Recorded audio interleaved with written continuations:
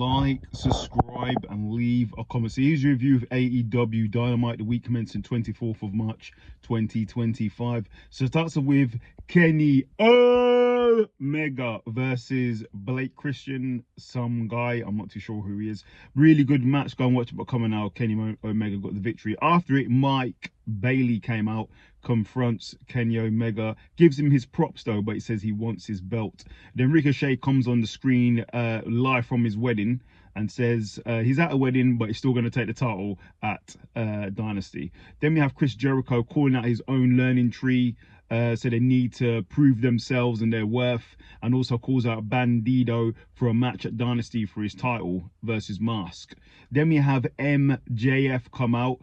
He comes out to the crowd, calls out the crowd firstly, obviously like he always does, and he wants to talk to MVP. So MVP comes out and MJF says he wants to hurt people and he wants to join the Hurt Syndicate.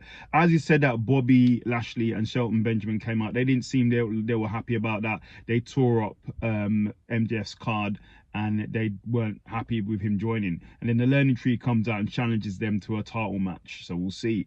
Then we have Tony Storm and Thunder Rosa talking about their match later, and they call out Megan Bayne and Penelope Ford. Then we have Carl Fletcher versus Brody King. He got a bit tongue-tied there. Really good match, go and watch it, but due to a distraction from Mark Davis, Carl Fletcher got the victory. Then we have Powerhouse Hobbs versus Mark Davis. Straight after that, they start brawling. Really good match. Go and watch it. But Powerhouse Hobbs gets the victory. He's on a roll right now. He's doing really well. Then we have Nick Wayne says he wants to talk to Christian Cage face to face when he's in the building next and share his thoughts, so that's going to be interesting. Then Swerve Strickland threatens Hangman Adam Page not to get involved in his title match, and I don't think Hangman should get involved in a title match. Just let him face John Moxley. Then Cope and FTR sit down to sort of talk, hash out what's been happening recently. He apologizes for his actions. They have a bit of a deep conversation, but it culminates with them challenging the Death Riders for the Trios Championships. Then Swerve Strickland comes out. He calls out John Moxley. John Moxley comes out. Swerve says John Moxley needs help, and he also isn't the same guy he used to be. He's not revered anymore. John Moxley says he has Swerve has a lot of potential, but how far is he willing to go to get the job done? And he doesn't think that he is willing to go that far. Swerve Strickland also says he's coming for him and he can play John Moxley on TV. That's a reference from WWE, by the way. Then you have Max Caster getting choked out by Samoa Joe for literally talking too much.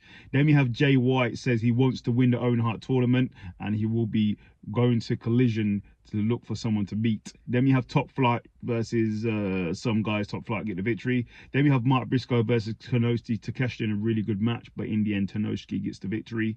Then we had the Death Riders call out FTR and Cope for a match at Dynasty, so we'll see. Then we have Shelton Benjamin and Bobby Lashley questioning MVP about MJF joining the faction. But MJF says, like, listen, trust me, I know what I'm doing. I'm working here. Then in the main event, it's Megan Bayne and Penelope Ford versus Tony Storm and Thunder Rosa.